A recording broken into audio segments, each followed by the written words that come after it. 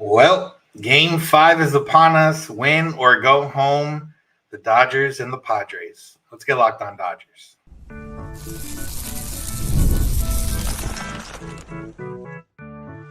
You are Locked On Dodgers, your daily Los Angeles Dodgers podcast. Part of the Locked On Podcast Network, your team every day.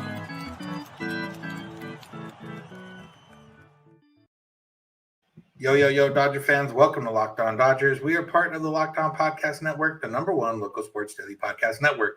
Locked On, your team every day. Today's episode is brought to you by Prize Picks. Download the app today. Use code Locked On MLB to win $50 instantly when you play your first $5 lineup. Prize Picks, run your game.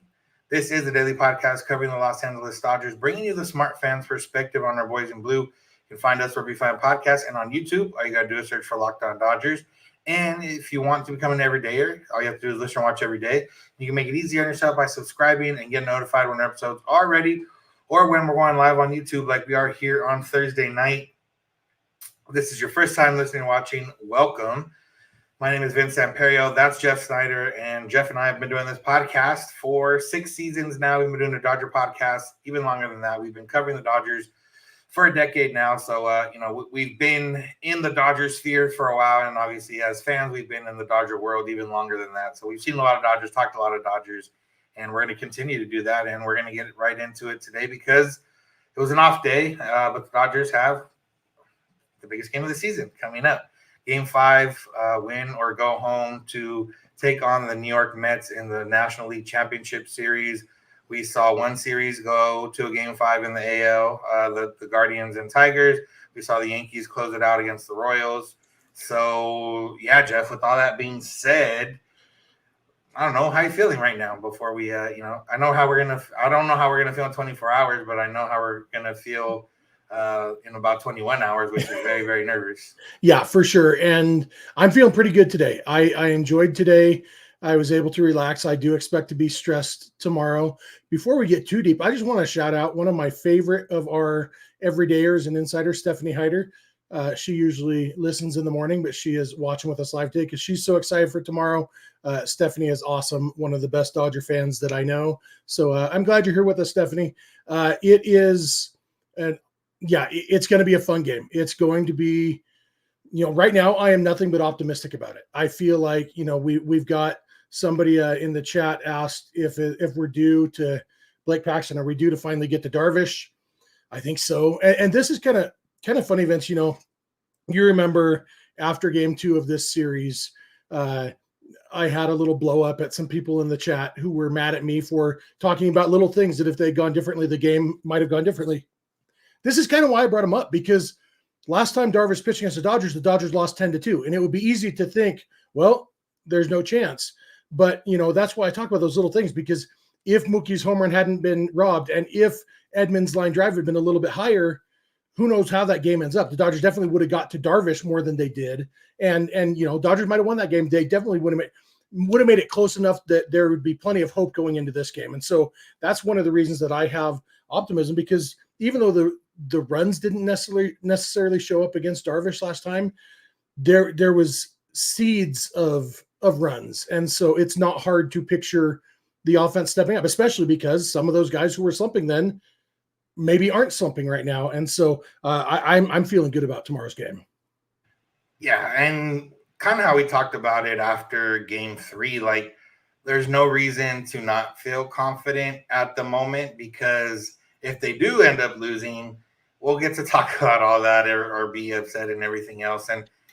And yeah, once the game starts, I'll definitely be nervous, but I think it's more of like anxiety nerves rather than, oh my God, I don't ever think I'm like, oh, they're going to lose nerves. When I watch Dodger playoff games, I do think it's one of those where, oh, there goes the Dodger offense again. Like after the fact, I still have that hope in the moment of, oh, they could put up runs, they're about to score, or, one base hit here, blah, blah, home run, like everything like that. Living and dying with every pitch, which is, not the funnest way to enjoy a baseball game, but it's one of those at the end, if you win, it does become a lot more fun in hindsight. But yeah, I mean, I'm excited mainly to see, like, this is the time. Like Robert said, this team is different.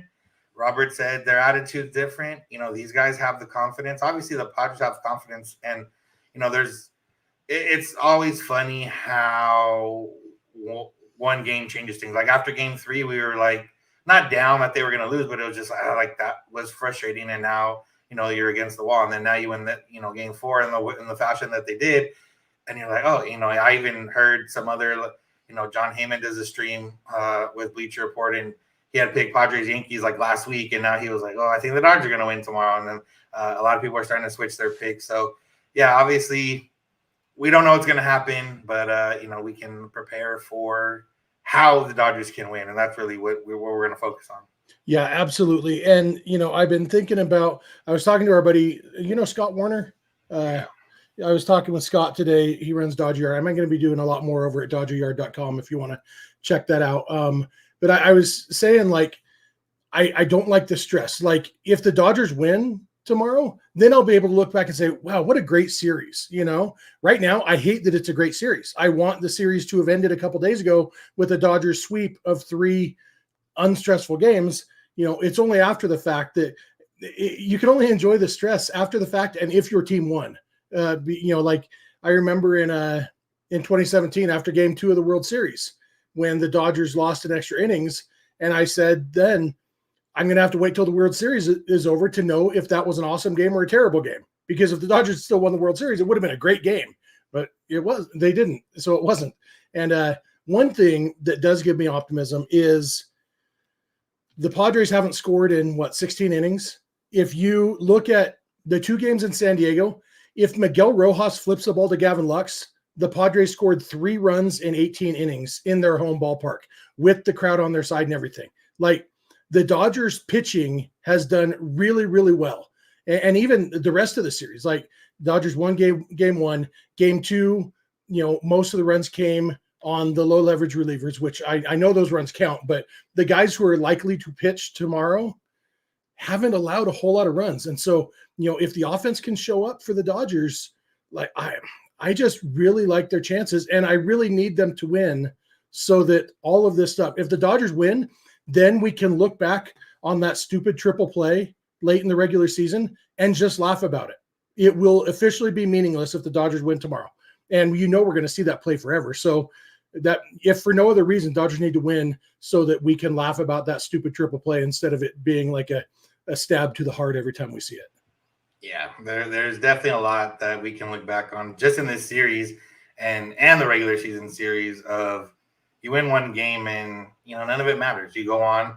And even, in the sad case that they lose in the next series, like it's one of those where it's going to suck. But, we remember the 2021 series. Like, I remember watching game 5 alone at my house because I was like working, but I didn't want to be around anybody and, going crazy when Bellinger got the hit and all that type of stuff. And I remember 2016 game 5 of that NLDS and watching at the Bleacher Report offices and, with a couple other Dodgers fans around me. And I remember that game, like I was just drenched in sweat because like I felt like I played the game. So it's going to be one of those where at the end of the day, a win's going to make you feel a lot better because like 2019 NLDS game 5, I was there and I don't really have memories of it other than being mad and, whatever else comes with being mad. So. Yeah, absolutely. It's funny how our memories aren't really locked in until after the fact when we know if they were good memories or bad memories. So right now they're still being formed, and we will see how we feel about Miguel Rojas not flipping the ball to Gavin Lux and, all the different, I guess the one with the double down the line hitting the umpire's arm. Dodgers won that game, so we can already laugh at that one, I guess. But, all these memories are still being formed. We are still but babes in our baseball lives trying to figure out what this stupid world means.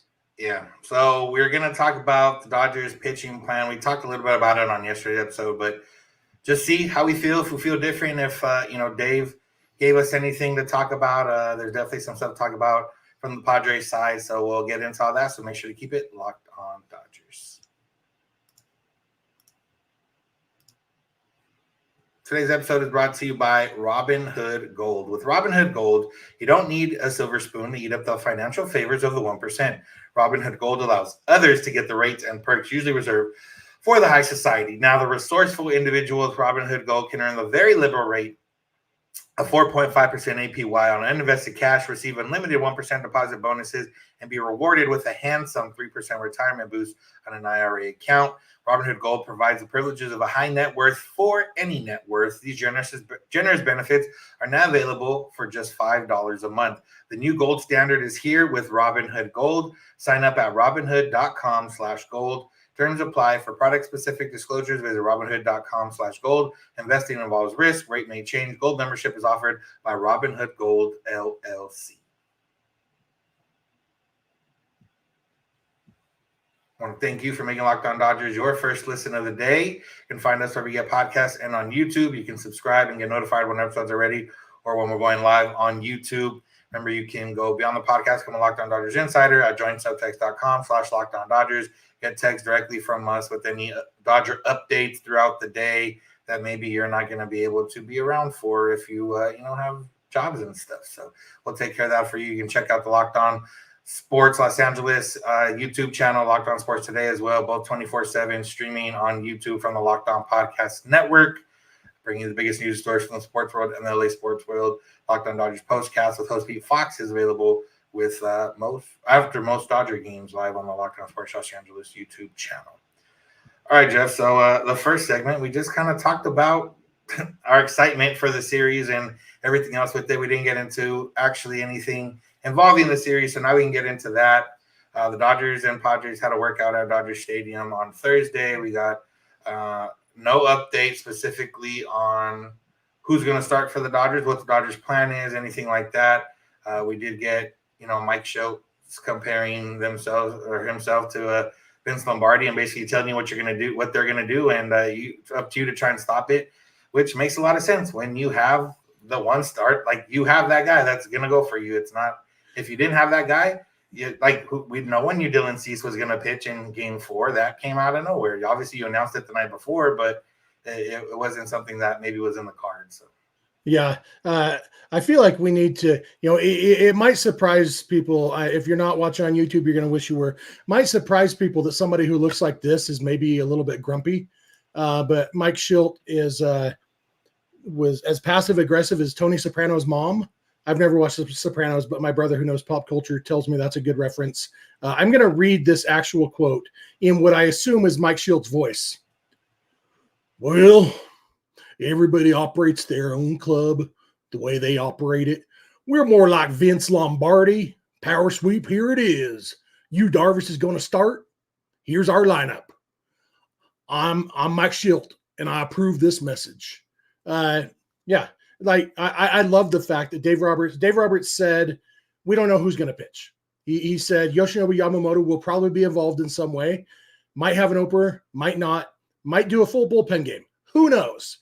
Dave Roberts definitely has more idea who's going to pitch than he said out loud, because I think Dave Roberts is done with the Padres crap. I think he has decided, okay, if the Padres are going to act like that and Mike Shildt's response is going to be, Dave Roberts shouldn't have said anything bad about my boys, then Dave Roberts is going to say, okay, sorry, Shildt, you're on your own. I'm not playing nice manager games with you.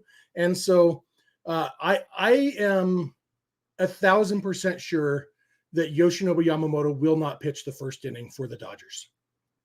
Yeah, I can agree with that. And I think realistically, that I honestly do think the Dodgers don't know exactly what they're going to do at this moment. And, they've done this in the past where they, after this workout, they probably went to meet, they talked about Game 4 and Pryor and Roberts and whoever else was involved. And they talked about how they met for a couple hours to kind of build out the game plan and how they were going to pitch that game in Game 4 with the bullpen.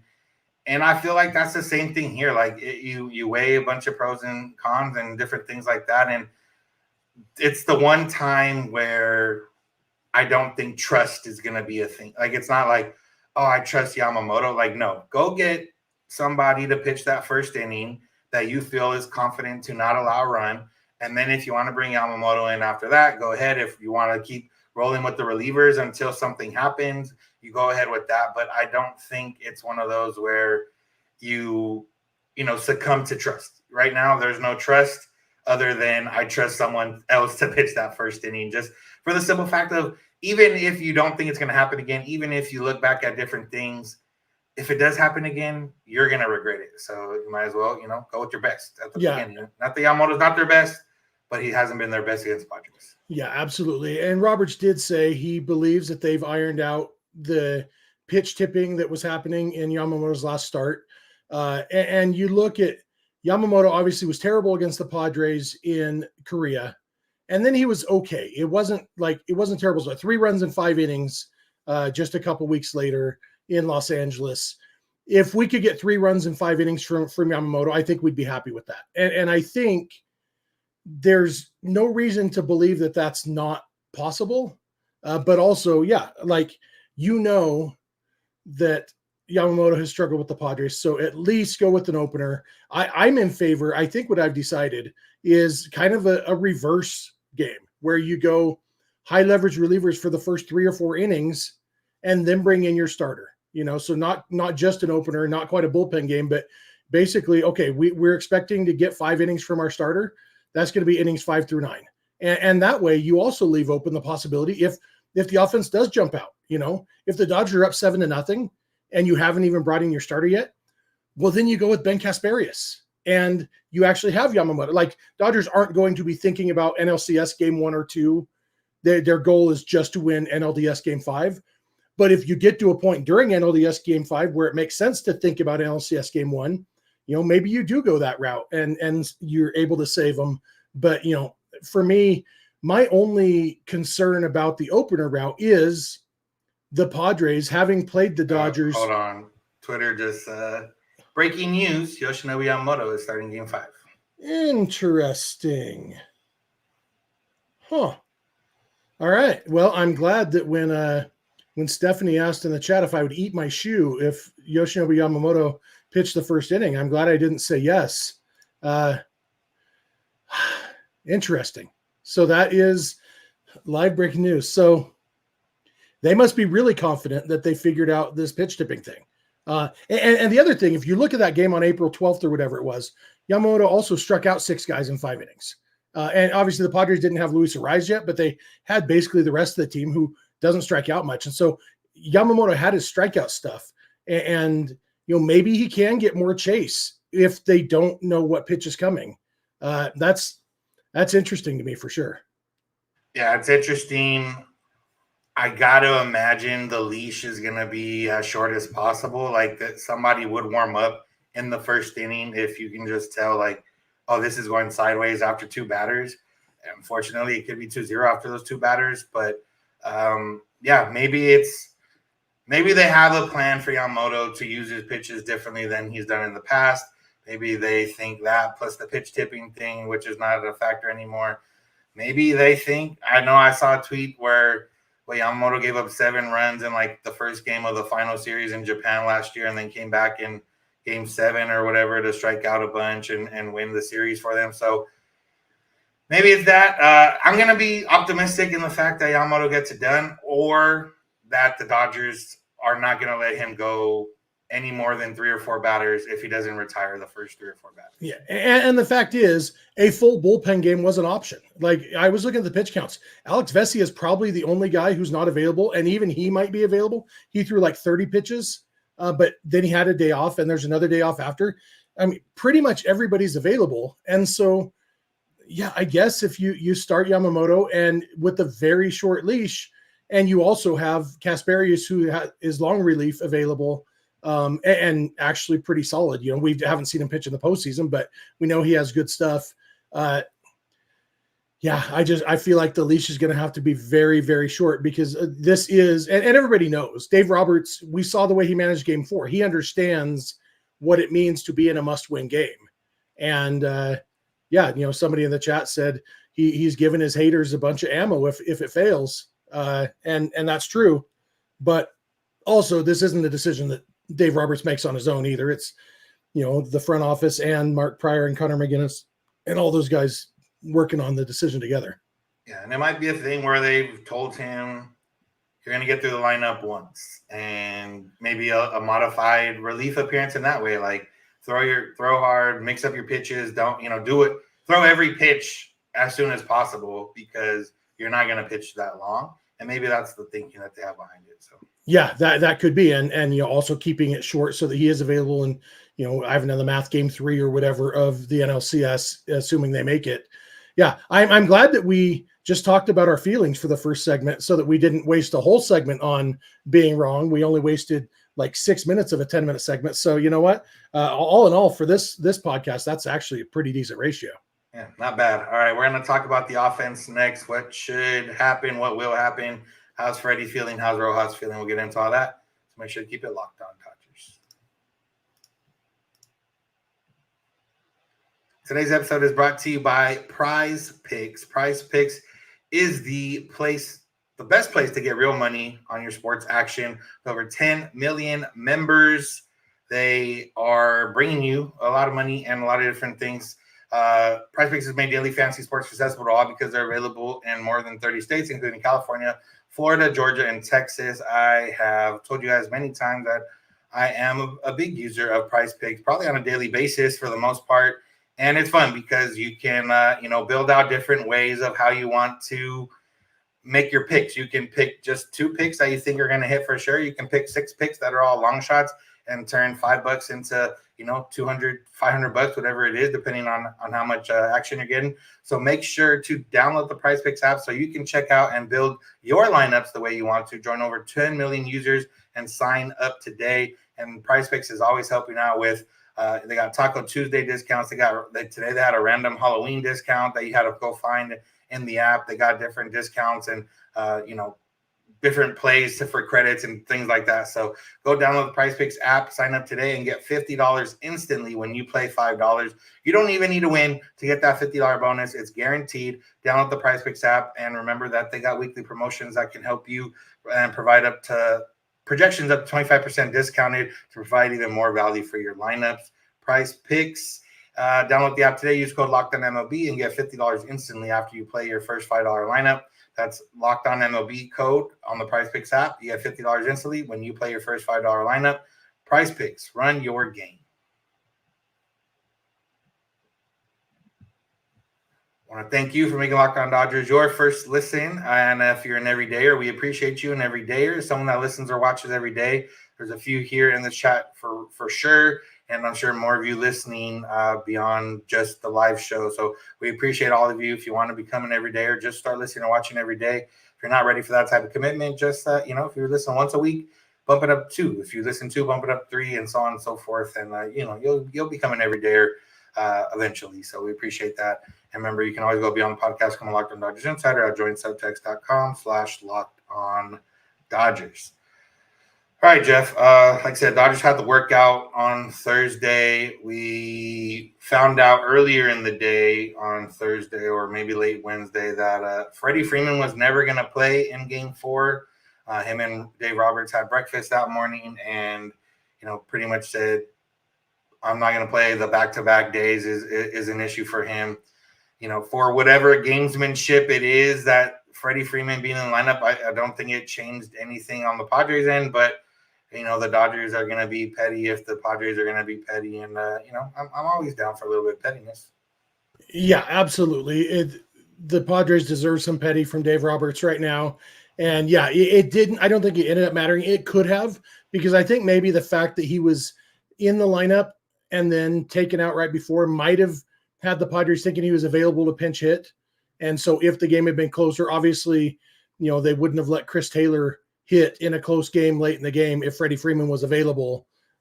So you could see how it might have been relevant if the Dodgers hadn't won 8-0, but in the end, it ended up being meaningless. But ultimately, I think it was just Dave Roberts' way of saying, you don't get any information from me except what I'm legally obligated to give, which is why it's kind of interesting that they did announce the starting pitcher right now. While you were reading the ad, I said on Twitter, Dave Roberts is such a Vince Lombardi. Just here it is, see what you can do with it. And that's what I love about Dave Roberts, just straightforward, it's with no Freddie Freeman in Game 4, the Dodgers offense did fine. I think they are a better offense with Freddie Freeman in the lineup because it's not, you look at who he's replacing Chris Taylor. Assuming Miguel Rojas isn't in the lineup, which Dave Roberts said is likely, we're going to have Tommy Edman at short and Kike Hernandez in center field. and, Chris Taylor on the bench. And Freddie Freeman over Chris Taylor, absolutely an upgrade. You could quibble with where you want to put guys if you want to mess around with the lineup or whatever, with Freddie being hurt. They're not going to drop him down, and I don't think they need to. He's still hitting the ball pretty hard. It's definitely an upgrade. And so the Dodgers scored 8 runs with Chris Taylor in the lineup. Maybe they can score 11 with Freddie Freeman in the lineup. Yeah, ideal world, that's what happens. If Freddie doesn't play, I would imagine, Muncy at first, Kike at third, and I think they'd go up. I don't know. I think they'd go Pages in center. They need a little bit of the offensive boost. And like I said, Pages' defense, a little bit overblown. He's been bad. When he's bad, he's bad. But for the most part, he's okay. And the fact of the matter is that he gives you a chance. Like last game, it didn't matter. But you can't take the chance that offense doesn't matter. And I think you would go with Pages in that regard if Freddie doesn't play. But I would assume, at the very least, Freddie's going to start the game. I got to imagine. Yeah. And I think they will be aggressive with pinch running for him with Chris Taylor. If it gets to a point, especially if he's, on base with, no outs or 1 out or whatever, and there's a real chance to rally and it's a close game, late in the game, they're going to be aggressive with that. We'll just have to see. And we saw that in game 3. There was no doubt. Freddie Freeman knew he was coming out of the game as soon as he got that base hit up the middle. He came out of the game, and Chris Taylor ran for him. We're going to see more of that for sure. And, but Freddie Freeman with 1 foot is a better hitter than several of the other options for sure. Yeah. Beyond that, the lineup, it's one of those where Yu Darvish, for the most part, has had the Dodgers number. And, there's a lot of different ways you can spin it as the Dodgers are due. You can find different stats to make you feel better. The last time Yu Darvish pitched in a winner-take-all game at Dodger Stadium, it didn't go well for the team that he pitched for. So, you're hoping about a lot of different things. But I think regardless of everything else and, how we tell people to enjoy the regular season and all that type of stuff, I think it is one of those where this game's going to show us about the Dodgers a little bit. And obviously, hitting is hard.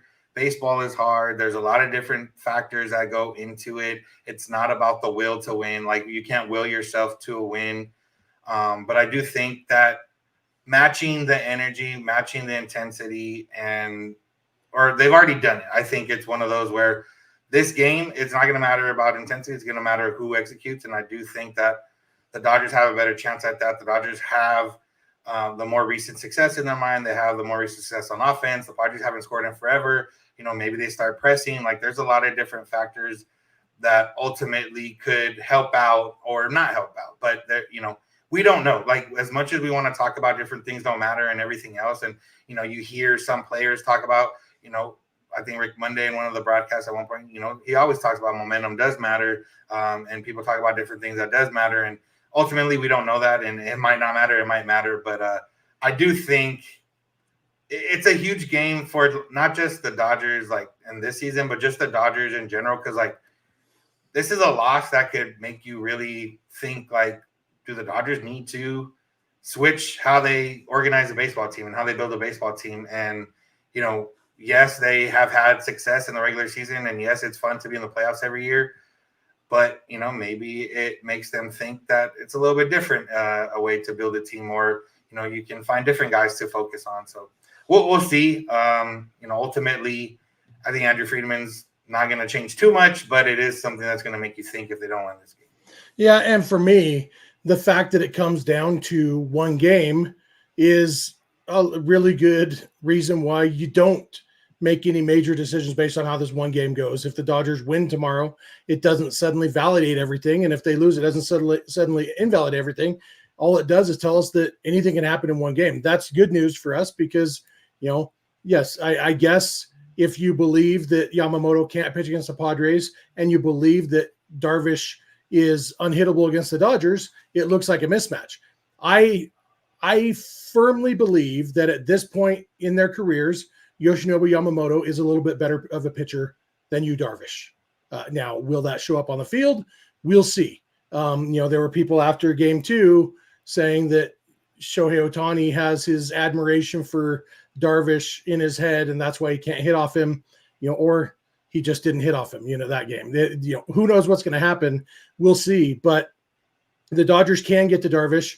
We do have in our minds as Dodger fans visions of Yu Darvish in a winner-take-all game, not pitching very well on the mound at Dodger Stadium. So maybe this is the year that Yu Darvish finally helps the Dodgers win a World Series. We'll have to see what happens. But even though the Yamamoto news is surprising to me, they clearly have a plan. It's going to be a short leash. And, I guess it's possible that Yamamoto gives up 2 runs in the first inning before they pull him and they lose by 1 run. That's absolutely a possibility. But also, there's a decent possibility that the people who are working with Yamamoto, who, if they really believe he's fixed the pitch tipping issues and they really believe that was the cause of the struggles, you'd almost want to have Yamamoto in there to knowing that the Padres are going to be overconfident or that they're not going to be as prepared. If they had just seen Yamamoto in a regular situation 5 days ago, it would be different. But if they saw him knowing what he was throwing, and now they have to face him without knowing what he's throwing, it could work in the Dodgers' favor. All of this is just things that could happen, but that's all we can do on Thursday night when the game is until Friday night. Yeah, the other thing is you can think that Yamamoto maybe couldn't be as bad as he was his last game, and Yu Darvish can't be as good as he was last game. Like, can Yu Darvish really have all 5-6 pitches working at the same time again? Realistically, probably not. Can Yamamoto be better than he was last time? Yeah, probably yes. But again, it's all those things. This episode basically just becomes anything you can think of, teeter-totter back and forth. Whether you think Dodgers are going to win, Dodgers are going to lose. Why do you think Dodgers are going to win? Why do you think Dodgers are going to lose? Ultimately, as much as we want it to matter, what we do affects the Dodgers. And as much as, I stayed in the same spot in game 4 and didn't move even though I was hungry and I was thirsty and I had to go to the bathroom, like, I'm still going to do it tomorrow if that happens. But this is what we wait for. Like, it's anxiety inducing. You might want to throw up, you might want to, feel nerves, all that type of stuff. But ultimately, this is, everything that happened from March till now, kind of ends up right here. Yeah, I'm going to throw one more thing out there. Ike says Darvish has the Dodgers number. Padres have Yamamoto's number. Yikes. Jeff, you may disagree, but the on-field results this year say otherwise. I'm just going to throw out one series, April 12th and April 14th of this year. April 12th, Yoshinobu Yamamoto, 5 innings, 3 runs allowed. April 14th, Yu Darvish against the Dodgers, 5 innings, 3 runs allowed. They were the same pitcher against these same teams as each other in that series, and the Dodgers have a better offense than the Padres do right now at this moment. So, it's going to come down to, did Yamamoto actually fix stuff? And of course, more importantly, it's going to come down to the Dodgers offense showing up. That's what it was always going to come down to. And the bullpen is going to still be very important in this game because Yamamoto is not going to throw more than 4 innings probably. So a lot of bullpen, a lot of offense, and hopefully a Dodgers series win. Yeah. Well said. Let's get to it. Dodgers game 5 starts.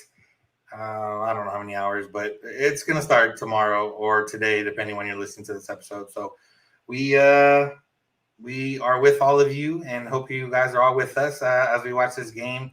And, hopefully we're talking about, hopefully I'm soaked in champagne tomorrow night for covering for my job, but hopefully it's on the Dodgers side, not the Padres side. So we'll see. But, yeah. So that's going to do it for today's episode. Thank y'all for listening. Thank you for making Locked On Dodgers your first listen. Make sure to find us wherever you get podcasts and on YouTube. All you got to do is search for Locked On Dodgers. You can subscribe and get notified when episodes are ready or when we're going live on YouTube like we are here on Thursday night. Remember, you can go beyond the podcast, come on Locked On Dodgers Insider at joinsubtext.com/LockedOnDodgers. Get text directly from us with any news updates and things of that nature. Will Freddie Freeman be in the starting lineup? If you're a Locked On Dodgers Insider, you'll know probably as soon as anyone else. So make sure to go check out that. I locked that joinsubtext.com/LockedOnDodgers. You can check out Locked On Sports Today and Locked On Sports Los Angeles, 2 24/7 streaming channels on YouTube. The Locked On Dodgers Postcast with Hope Heats Fox is available on the Locked On Sports Los Angeles YouTube channel after most Dodger games. You can check us out on social media, Twitter, Instagram, and TikTok at Locked On Dodgers. Jeff's on Twitter at Snydog. I'm at Vincent91. You can DM us with any questions or comments. You can also send those via email, lockedondodgers@gmail.com, or via voicemail text at 323-863-5625. We're here every weekday morning, and we hope you'll be here with us. When you get in your car, if you're at home, text my advice by podcast, Locked On Dodgers. And remember, you don't have to agree. You just have to listen. Have a good one. We will talk to you soon.